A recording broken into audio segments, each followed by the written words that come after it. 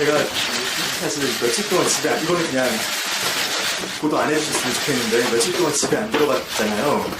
저희 집도 그렇고 신림동 집에도 계시더라고요, 기자분들이. 그래가지고 사실 신림동 집도 들어가기가 힘들어서 모텔에서 며칠 잤거든요. 지금 제가 옷이 없습니다. 옷이 없어서 어젯밤에 친구한테 빌려입고 지금 나왔거든요. 그래서 옷이 좀 이렇게 이상해도 이해해주세요. 그리고 오늘 아까 전에 기자회견에 쓸 말을 프린팅을 막 타이핑을 했어요. 타이핑 하다가 요즘 제가 워낙 컨디션이 안 좋고 그래서 타이핑된 것도 놓쳐버린 거예요. 제가 문서도 없이 그냥 나이프로 말씀을 드려야 돼서 어쩔 수 없이 말씀을 드리는데 좀 부족해도 많이 넓은 마음으로 봐주셨으면 좋겠습니다. 이게 사진 다 찍으면 시작하면 되는 거 아니면 계속 기자회견을 하는 동안 이렇게 찍히는 거예요? 그냥 지금 기자회견 하면 되는 거예요? 안녕하세요, 희재민입니다. 저 때문에 연말 연시에 많이 바쁘셨을 텐데 제가 이렇게 좀 쉬셔야 될 날에 일을 만드신 것 같아서 송구스럽습니다. 오늘 기자회견 자리는 이제 기획정부에서 저를 고발한 것과 그동안 제가 올렸던 영상에 대해서 언론사 여러분들을 통해서 공식적으로 입장을 밝히기 위해서 모시게 되었습니다. 첫 번째, 몇 가지 지금 제가 나오는 언급들에 대해서 제일 먼저 학위 강사를 하기 위해서 노이즈 마케팅을 한 거다 이런 말이 많이 지금 나오고 있습니다. 그러고 국민들을 놀리고 있어요. 영상을 찍는 이유가 뭐냐? 먹고 살려고 해요. 먹고 살려고 해요. 스타 강사가 되기 위해서 기재부를 그만두고 라는 학원에 먹고 살기 위해서 노이즈 마케팅용 영상을 찍은 게 아닙니다. 먹고 살려면은 제가 공직에서 국가의 욕을 먹으면서 살았던 기간 동안 느꼈던 부당함에 대해서 말을 하고 그것에 대해서 사회에 알리고 좀 뭔가 내가 부당하다고 느꼈으면 또 다른 사람도 분명히 부당하다고 느꼈을 거고요. 그것을 영상이든 어떤 방식으로든 전달하지 않으면은 다른 일을 할 자신이 없었습니다. 그래서 5개월 동안이나 기획정부를 나오고 나서도 일을 못했던 거고요. 제가 가진 부채의식, 공직의 욕을 받았던 것, 국가의 세금을 받으면서 일을 했던 거에 대한 부채의식을 해소하기 위해서 그것을 해소해야지만 다른 일을 하고 먹고 살 수 있기 때문에 그 영상을 찍었던 거지 먹고 살려고 노이즈 마케팅을 한 건 아닙니다. 두 번째, 이번에 기획재정부 고발에 대한 입장에 대해서 제가 기획재정부 쪽에서 하시는 말씀이 이 사건에 대해서 잘 모르는 상황이다라고 말씀을 하시는 걸로 알고 있습니다. 하지만 적자 부채 사건과 관련해서는 제가 담당자였고 총리님 보고를 4번 들어갔습니다. 기획재정부에서 지금 현재 근무하시는 분들 중에서 그 작년에 있었던 사건의 전말에 대해서 알고 계신 분은 지금 남아있고 계신 분 가운데에서는 3분밖에 안 계십니다. 완벽하게 알고 계신 분은. 그런 상황에서 제가 제대로 된 사실관계를 모르고 말을 하고 있다라고 말씀을 주시는 것은 저로서는 납득하기 힘듭니다. 검찰 수사에 대해서는 검찰 고발에 대해서는 고발이 이루어지면 성실하게 임하겠습니다. 제가 고시를 4년 동안 준비를 했습니다. 4년 고시를 준비를 하고 그리고 4년 일하고 이렇게 나오게 되었습니다. 처음 고시를 준비할 때에 제 나름대로 국가관과 사명감 그리고 공직에 처음 입문했을 때의 제 각오 그리고 그 후에 기재부에 들어갔을 때의 내 열망 그리고 그 후에 KTNG 사건을 보고 났을 때의 막막함 국채 사건을 봤을 때의 절망감 그런 것을 다시는 저 말고 다른 공무원이 또 열정을 가진 공무원이 나중에 후에 절망하고 다시 똑같은 상황에 처하는 것을 바라지 않습니다. 저 말고 다른 공무원은 일을 하면서 회의감에 빠지거나 잘못된 일이라는 것을 인지하면서 일하는 일이 없게 하고 싶었습니다. 그래서 영상을 찍었고 자료를 공개했습니다. 저는 공익제보자가 숨어다니고 그리고 뭐 굉장히 비장한 채로 말하고 그리고 사회에서 매장당하고 이런 모습이 되면 안 된다고 생각합니다. 정명 기자분. 죄송합니다. 정면에 너무 이게 좀 힘드시죠? 예, 그게 죄송해요. 너무 눈 바로 앞이어서 다른 건 괜찮은데요. 공익제보자가 사회에서 진짜 찍어주세요. 죄송합니다. 사회에서 인정받고 그리고 공익제보자도 즐겁게 제가 공익을 위해서 제보를 하는 건데 즐겁게 제보하고 뭐 유쾌하게 영상을 찍는 모습을 만들고 싶었습니다. 그래서 시도했던 게 유튜브 영상이었고요. 그게 이렇게 제 진정성을 의심받을 정도로 제 진심을 인정받을 정도로 안 좋았을지는 그 사회적 파장을 일으켰을지는 몰랐습니다. 앞으로도 뭐 지금 모텔에 있고 치과에 있지만 그거는 사실 말씀드렸던 대로 원래 기자님들과 좀 접근을 피하기 위해서였고요. 이제는 뭐 당당하게 수사도 임하고 당당하게 살도록 하겠습니다. 저는 어떤 정치 집단도 어떤 이익 집단도 관련되어 있지 않습니다. 정말 순수하게 그래도 이 사는 이 나라 그리고 행정 조직이 더 나아졌으면 하는 바람에서 했던 행동입니다.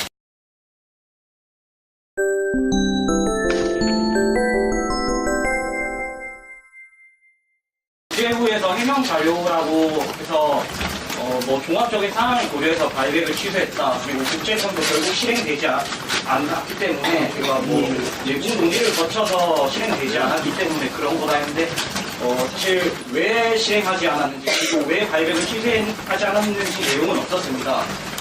제가 궁금한 부분은 이 부분이 기밀이라서 밝히지 않는다고 생각하시는 건지 아니면은 말 그대로 정부적 판단 외에 다른 요소가 없기 때문에 밝히지 않는다고 생각하시는 건지. 제가 말을 안 한 게 아니라 기자부가 말을 안 한 걸 들으시는 거죠? 제가 당시에 어떤 일이 있는지는 이미 밝혔습니다. 사실 다른 문제보다도 제가 작년에 1년의 사태를 겪으면서 정말 국민들께 죄송스럽다, 내가 공무원이면서 부끄럽다고 느꼈던 게 바이백이 하루 전에 취소되는 거였거든요. 그리고 그날 금리가 치솟았어요, 실제로요. 금리가 치솟고 바이백이 취소되는 그 모습을 보면서 그리고 그 이사결정 과정이 제가 기존에 공개했던 영상에 보면 비상식적이잖아요. 그렇기 때문에 분노를 했던 거고요. 그 비상식적 의사결정에 기반을 한 행위인데 기획시정부에서 당연히 그거를 왜 바이백을 취소했는지는 말하지 못하겠죠. 감사합니다. 두 번째 등록했습니다. 사건 전말을 알고 있는 사람이 다 3명이라고 했잖아요. 네. 누군지 그리고 어떤 역할을 했는지 좀 설명해 제가 죄송합니다만 오늘은 제가 지금까지 있었던 거였을 때가 좀 부연 설명을 하는 거지 새로운 정보를 많이 드리긴 힘듭니다. 다만 그 내용은 당시에 업무를 했던 경과를 뭐 조직도라든지 조직 구성을 보시면은 알 수 있을 겁니다. 누가 지금 남아 계시고 어떤 분이 나가셨는지. 하반기에 국채 정책 발행 관련 보고를 이번에 하실 때 안이 몇 번 바뀌셨잖아요. 네, 그렇습니다. 처음에 최초로 보고했었을 때랑 상부에 그리고 그 이후에 뭐 차관부가 시각에 펴지고서 다시 바꾸라고 했고 이런 여러 절차를 거쳐서 각각 얼마 발행을 하겠다고 하는 게 명확하지가 않아서 보고를 조금 공유해 주실 수 있나요? 그 부분은 제가 뭐 나중에 더 기재부 쪽에서도 계속 뭐 검찰 수사를 받는다고 하면은 문서에 대해서도 기자분들을 통해가지고 당시 문서가 제공을 드릴 수 있을 것 같습니다. 그 내용을 보시면은 사진이 언제 찍혔는지 기록 같은 게 다 있잖아요. 그래서 그 사진 기록이가 영상이 찍혔던 몇 시 찍혔는지 기록 같은 거 보면 어떻게 바뀌었는지 그때 보실 수 있겠거든요. 시기가 특정되지 않더라도 처음엔 얼마였다가 이후에는 차관부가 빼고 나서 얼마를 이렇게 발행하겠다고 받는다면 최초에 부총리님께 보고를 올렸을 때는 차관부님께서 8.7조를 발행하지 않은 상태로 유지하겠다라고 말씀을 하셨습니다. 8.7조를 하나도 발행했다고 예, 라고 말씀을 하셨고요.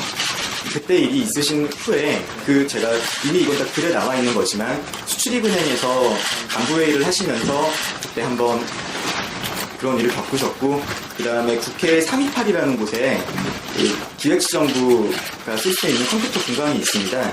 그 공간 옆에 부총리님 회의실이 간부 회의실이 있고요.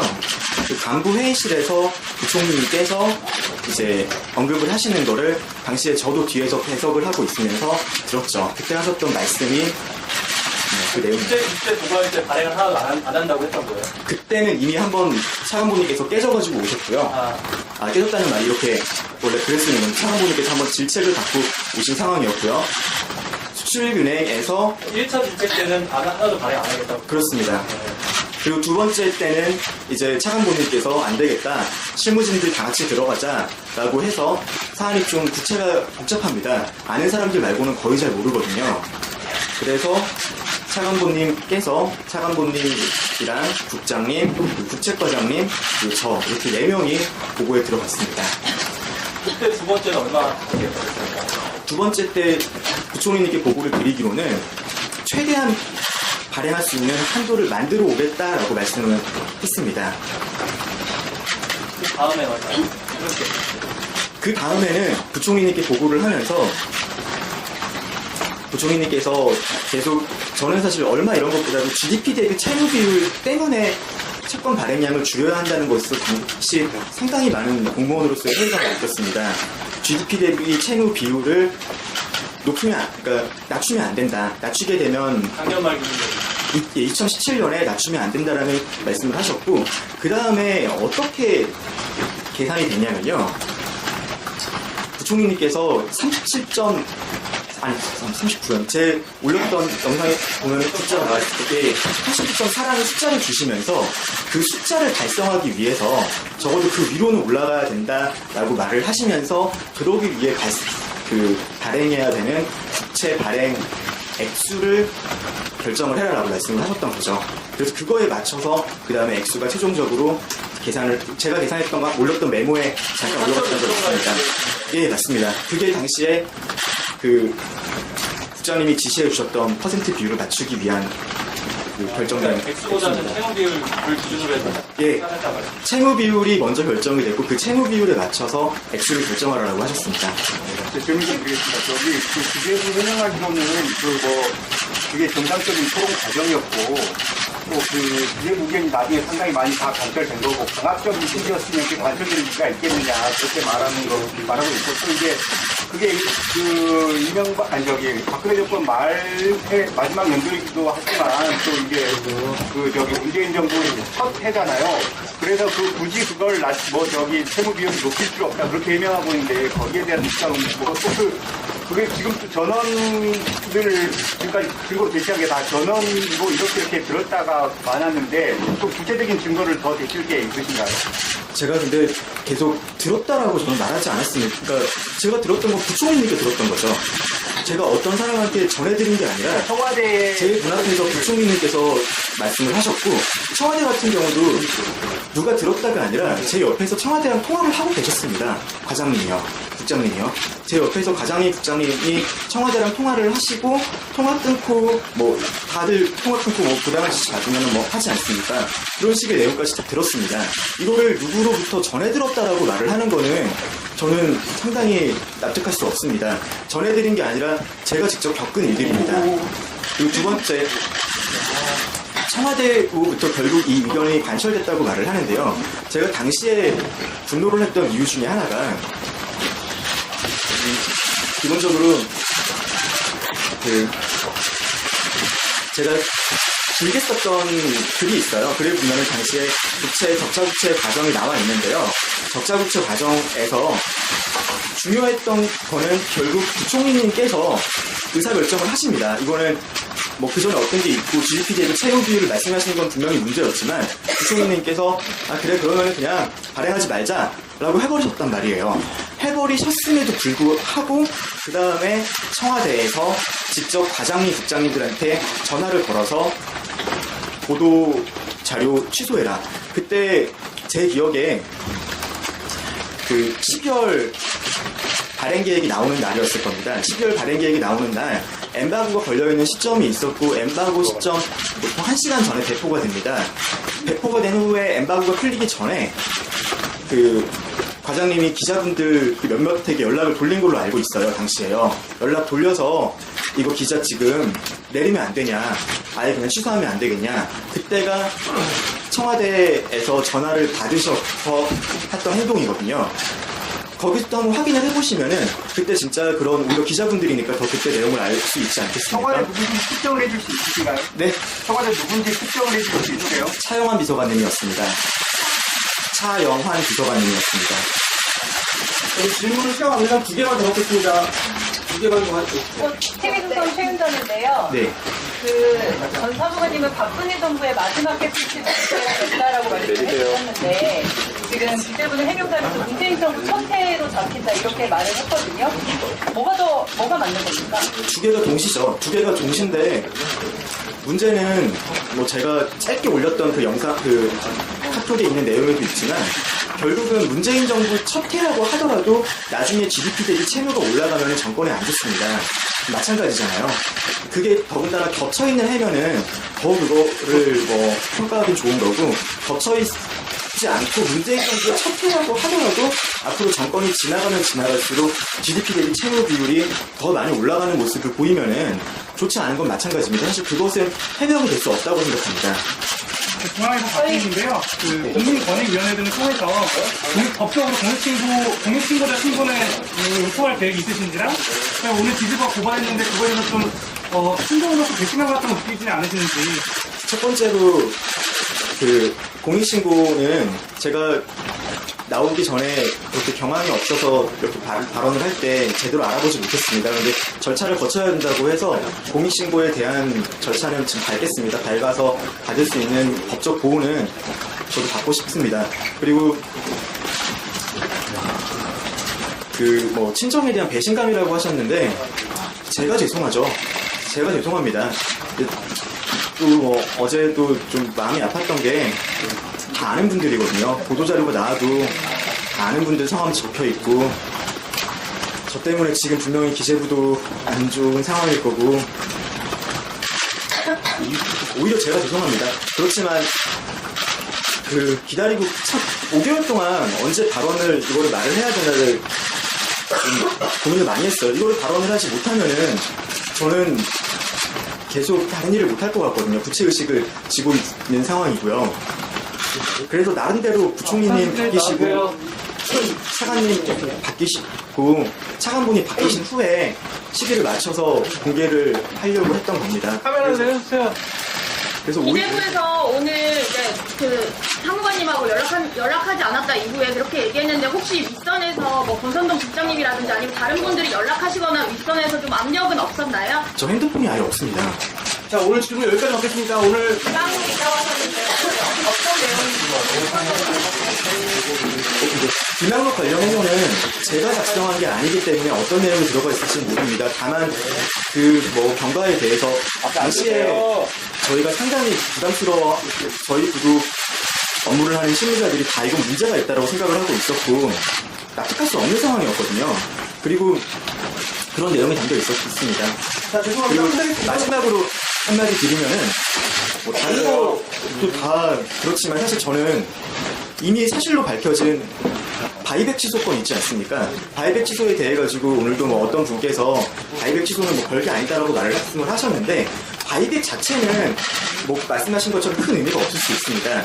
바이백을 한다고 해놓고 안 한 거는 굉장히 큰 문제입니다. 경제부 기자분들이 혹시 계신지 모르시겠습니다만 한 달 전에 바이백을 1조 원을 한다고 해놓고 하루 전에 취소해버리게 되면은 분명히 어떤 기업들은 큰 타격을 받고 누구 한 명의 생활인은 그것 때문에 고통을 받게 됩니다.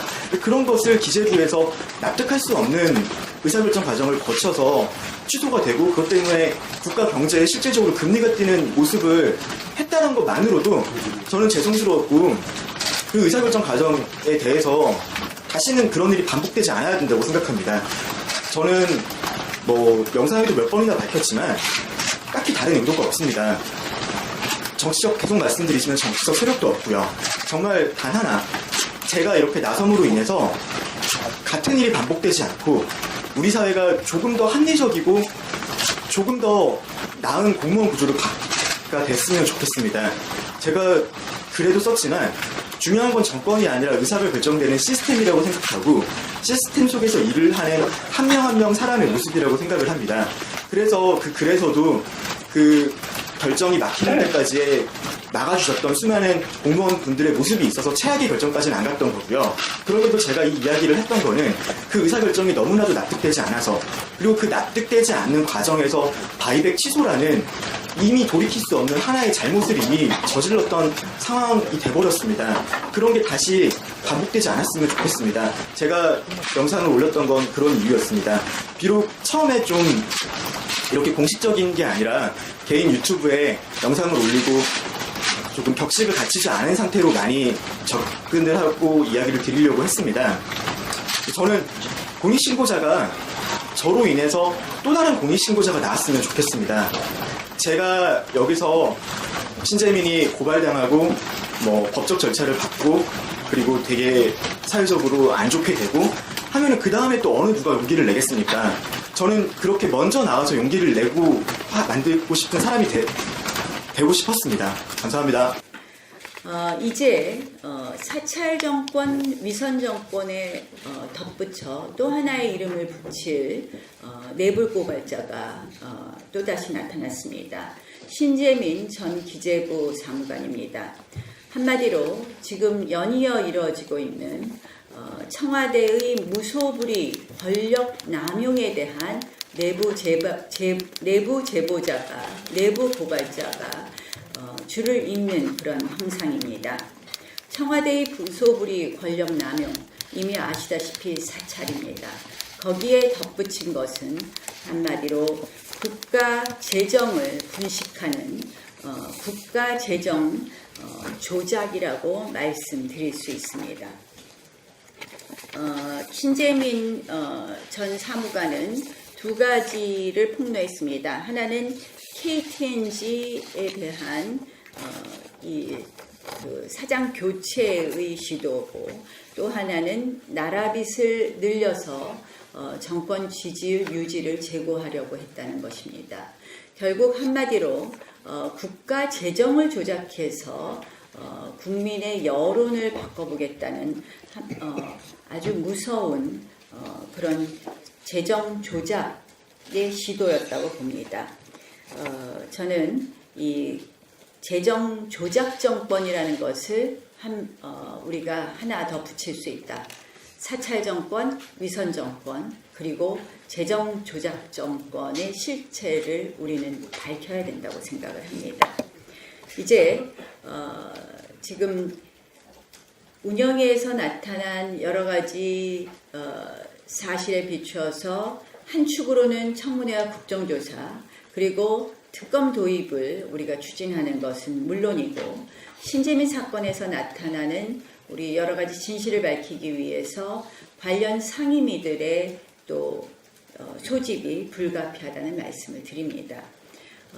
지금 이러한 국가 권력을 남용하는 사건들에 대해서 우리가 관련 상임위 소집을 지금 추진하고 있다는 말씀 드립니다.